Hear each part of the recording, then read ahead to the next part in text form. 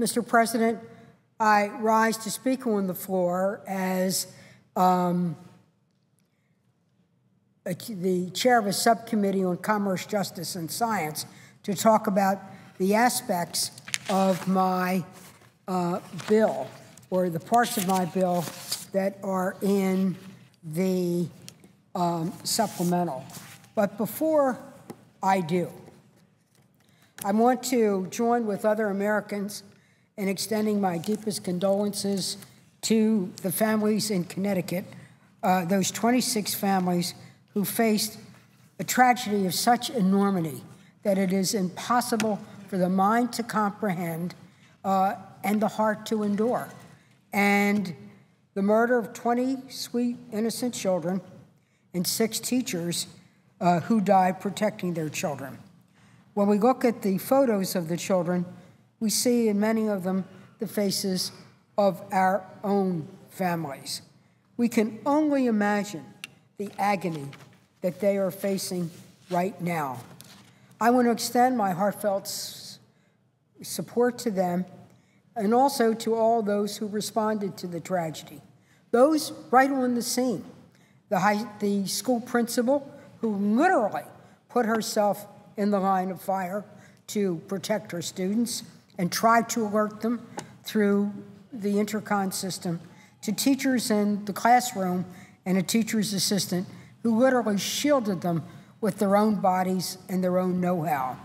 Then there were the police and other law enforcement who went into the school not knowing what danger and horror they would face or how they could make sure they could rescue the children. There were the ambulance drivers who raced to the scene, paramedics, and even grief counselors need counseling at one point. In this situation, the families bear this incredible grief, but we all do. So whether for those people on the scene, whether for those who had the permanent wounds of the bullet, or whether those in Connecticut and those families who will bear the permanent impact of this tragedy, we lift our hearts in prayer for these victims, and we lift our voice to end violence in America. We must look at ending violence in our country. We need to be able to look at the issue around gun control and ammo control, but that's only one aspect of it. We also have to look at issues related to mental illness, because for those who suffer mental illness, whether it's those who have the illness themselves or their families who try to cope with it, are often alone and helpless. That is not by way of explanation or by excuse of what happened in Connecticut or what happened in Colorado, what happens now all too frequently in our society. There is a pattern, particularly of young men over the age of 18 and below 30 that seem to fall between the cracks for the help that they need to be able to deal with those demons inside of themselves. We need to be able to focus on that. I agree with the president who said last night, these tragedies must end, and to end them we must change.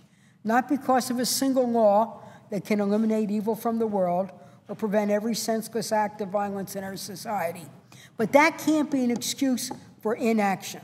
We must do more to protect our children and our communities, not only with words, prayers, and vigils, but actually with the deeds here. So know that I will join with my colleagues to reinstate the assault ban. I plan to work with Senator Feinstein to introduce a bill that will deal with military-style weapons and high-powered bullet clips.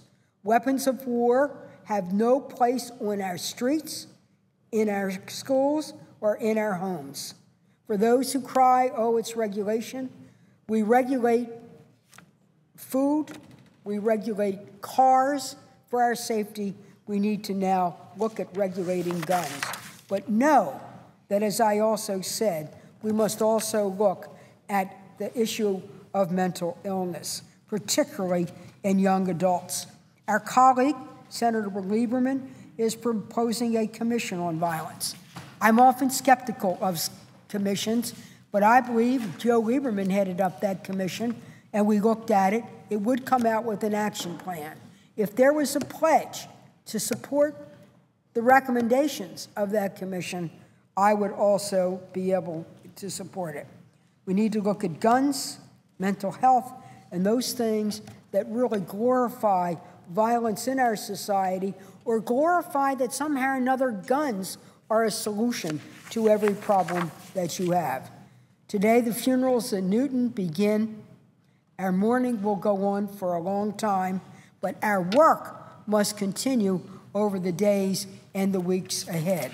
So I intend to work with my colleagues to be able to change the law and change the culture of violence.